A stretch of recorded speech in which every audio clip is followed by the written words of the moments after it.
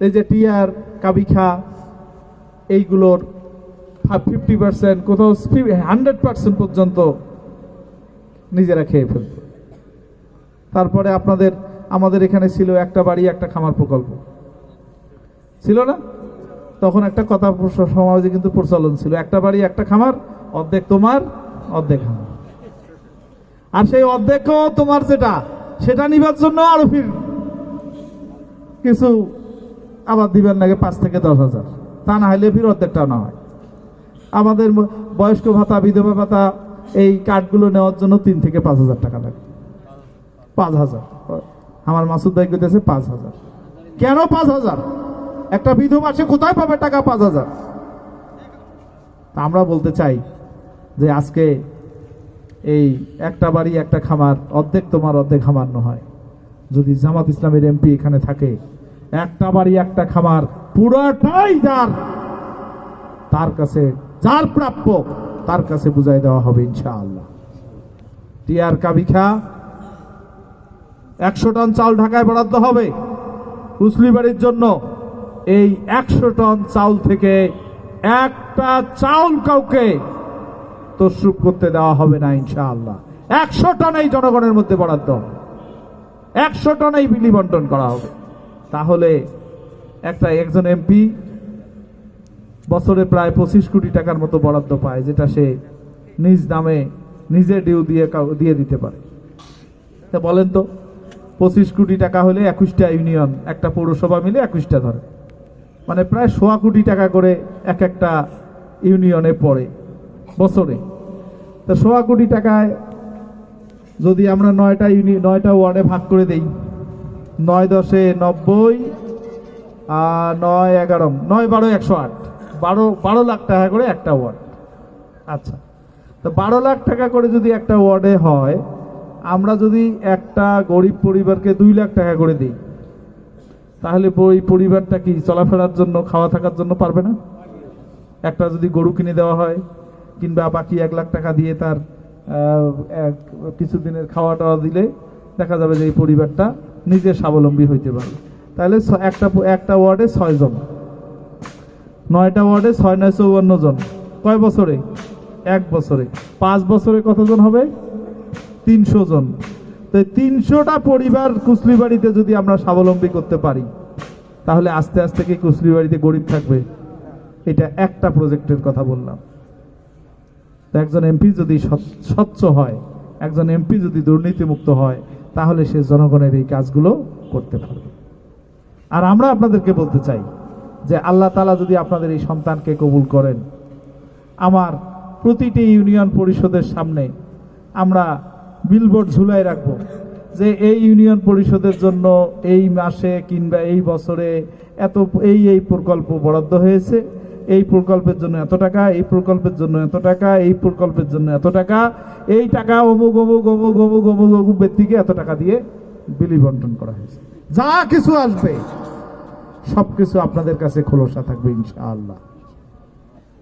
এর বাইরেও যদি কেউ মনে করে, ওমর রাদিয়াল্লাহু আনহুকে যেমন খুতবা বন্ধ করে দিয়ে গেছে, ওমর আমারে পাঞ্জাবির হিসাবটা দাও তো আগে,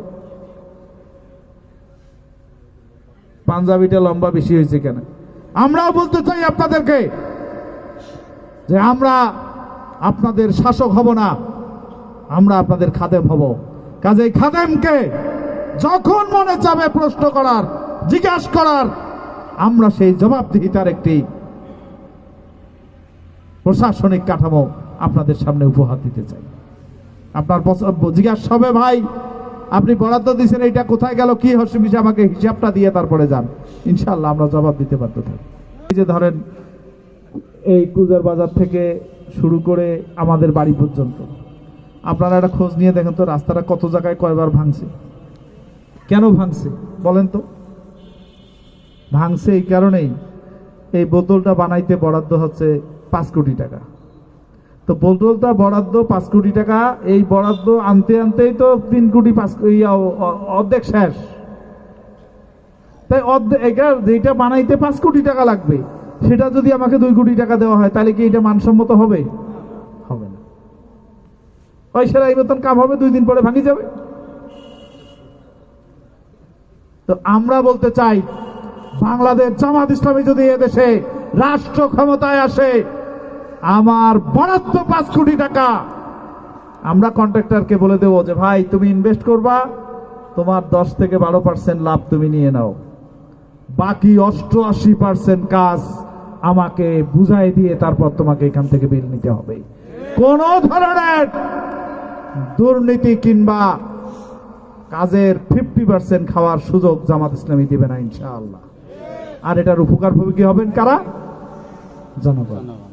ধানের শীষের সরকার দেখেছেন, আপনারা লাঙ্গলের সরকার দেখেছেন, আপনারা নৌকার সরকার দেখেছেন, আপনারা যাদেরকেই সংসদে পাঠিয়েছেন সকলেই তাদের ভাগ্য পরিবর্তন করেছে। আপনার আমার ভাগ্যের কোনো পরিবর্তন হয়নি, বরং আপনি আপনার বেটাক নিয়ে চাকরির জন্য গেছেন, দূর দূর করে আপনাকে খেদায় দিয়েছে, টাকা ছাড়া গেছে, নেতা ছাড়া গেছে, চাকরি হয়নি। আমরা আপনাদের কাছে সবিনয় অনুরোধ করতে চাই আমার এলাকার মানুষ হিসাবে, যে এখানে আমরা কোনো দল, কোনো মত, কোনো গোষ্ঠী, কোনো ধর্ম দেখতে চাই না। আমরা উপহার দিতে চাই যে কৃষকের ঘাম ছড়ছে অথচ সে 1200 টাকার সার 2000 টাকায় নিচ্ছে। কেন এই দুর্নীতি? কেন আমার কৃষকের সাথে এই অবিচার? ইনশাআল্লাহ আল্লাহ তাআলা যদি আমাদেরকে তৌফিক দান করেন, আমরা আপনাদের চাহিদা মতো সার সরবরাহের ব্যবস্থা করব। কোন সিন্ডিকেট দিয়ে তাদের পেট ভরতে দেব না। আগে আমার কৃষকের পেট ভরবে, তারপরে অন্যদের হিসাব। কৃষকের পেটে লাথি দিয়ে কাউকে আমি এসি রুমে ঘুমাতে দেব না ইনশাআল্লাহ। আপনাদের মেধাবী সন্তানদের চাকরির জন্য ঘুষ দিতে হয় 8 থেকে 10 লাখ টাকা। যে সন্তানের বাবার জমি নাই সে সন্তানের চাকরিও নাই। আমি আপনাদেরকে ওয়াদা করছি, আল্লাহ তাআলা যদি আপনাদের এই সন্তানকে কবুল করেন, ইনশাআল্লাহ হাতীবান্ধা পাটগ্রামে কোনো মেধাবীদের চাকরির জন্য কোনো নেতাকে ধরতে হবে না, কোনো আমিরকে ধরতে হবে না, কোনো খেতা ধরতে হবে না, কাউকে 1 টাকা ঘুষ দেওয়ার প্রয়োজন হবে না ইনশাআল্লাহ। আমরা ঘুষ ছাড়া মেধাবীদের যোগ্যতার ভিত্তিতে সরকারি বেসরকারি খাতে আমরা চাকরি দেওয়ার ব্যবস্থা নিশ্চিত করব ইনশাআল্লাহ।